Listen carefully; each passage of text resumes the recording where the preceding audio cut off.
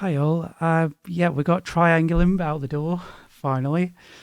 So I wanted to do a little video that I don't very often do, and there is a reason for it.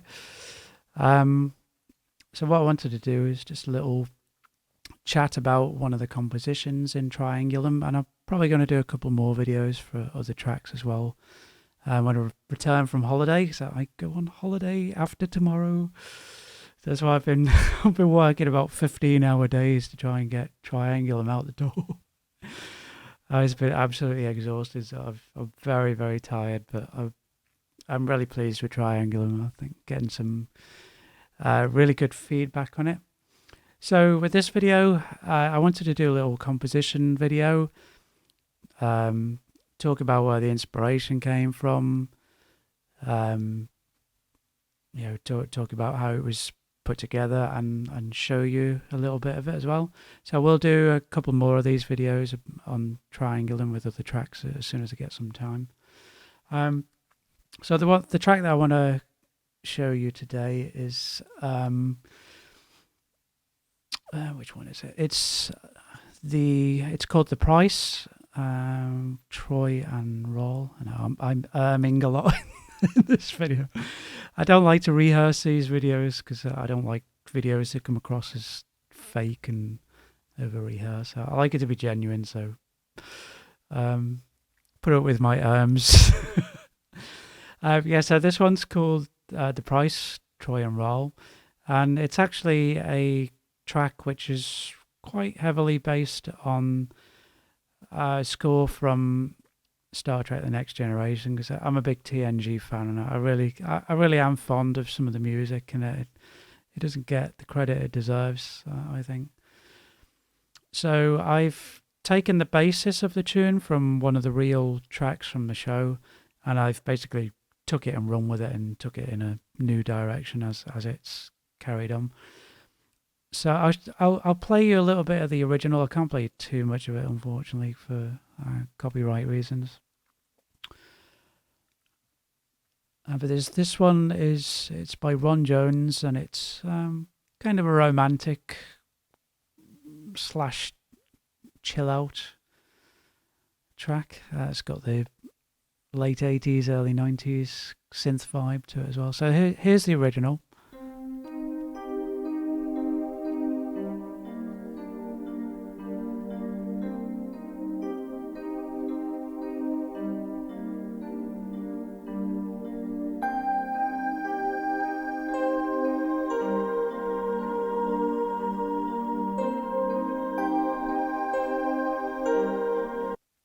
Okay, so that's the original, as much as I can give you of that.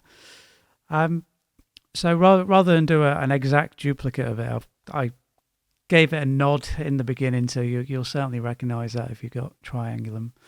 But I wanted to evolve that and just take it somewhere else. But I wanted to keep it quite a simple-ish, pleasant track. So that track is actually in C minor. So unfortunately, I'll forewarn you now.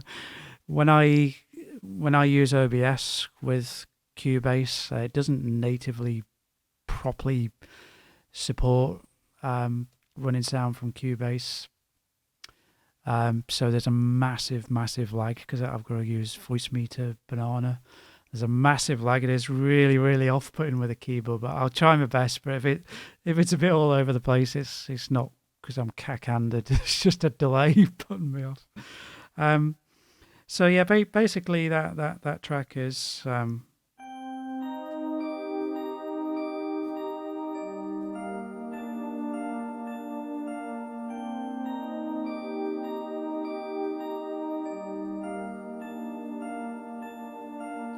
and yeah, that forms the basis of the lower register, the ARP.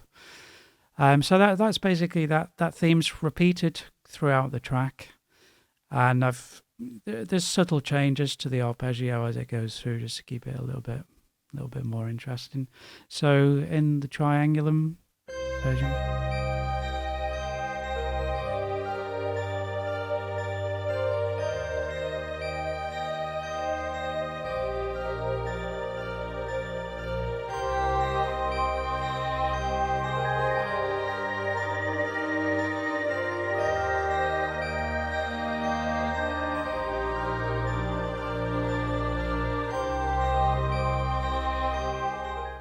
So basically, after fishing around for ideas, I ended up with something like this.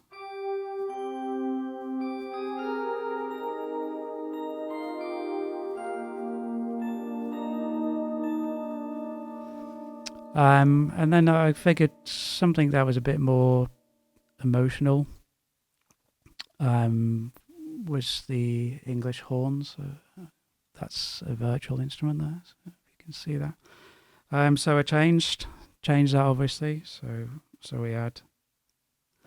Is that going to play? Oh, hang on. Channels automations muted it.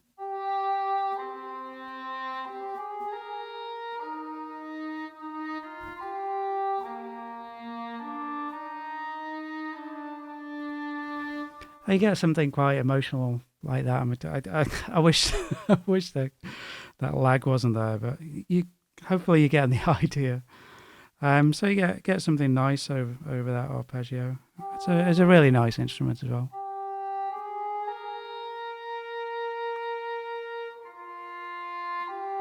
It's a very nice instrument.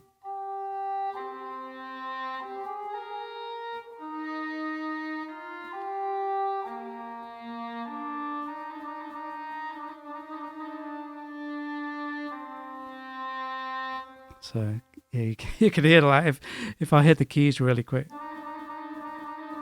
It's like a really big lag on it. So thank God, like when you're normally using Cubase with the ASIO driver, it's instant. You know, it's split second. I think the delay is like 5 milliseconds or something. But with the Windows drivers to OBS, it's a full second almost. So it's really off-putting. So it's a really nice instrument, that.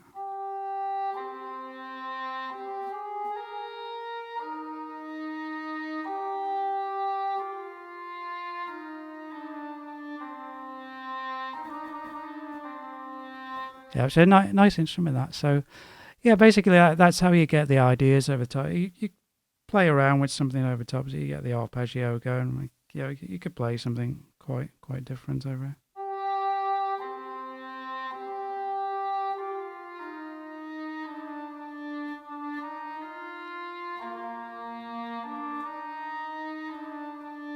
So you could equally do something like that. So yeah, that's basically what I do. And when you get that idea that you really like, it's just something just really hits home. You say, "Oh yeah," and you get really excited about it, and you've got something good then. And it's good if you can test the idea out with someone else and say, "Hey, what do you think of this? Do you prefer this or that?"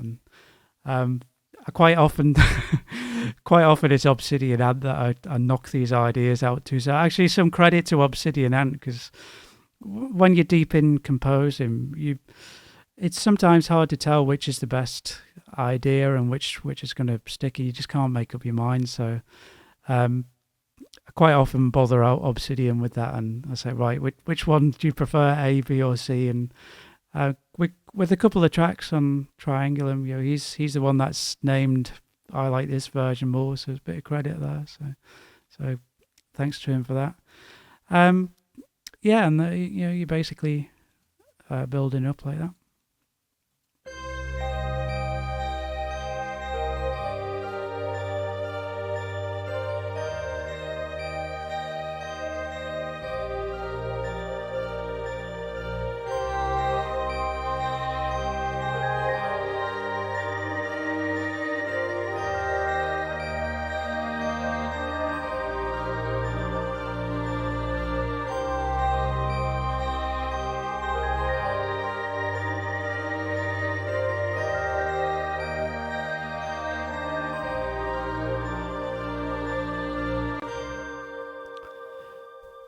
Yeah, it's a very, very pretty track. That I do like that one.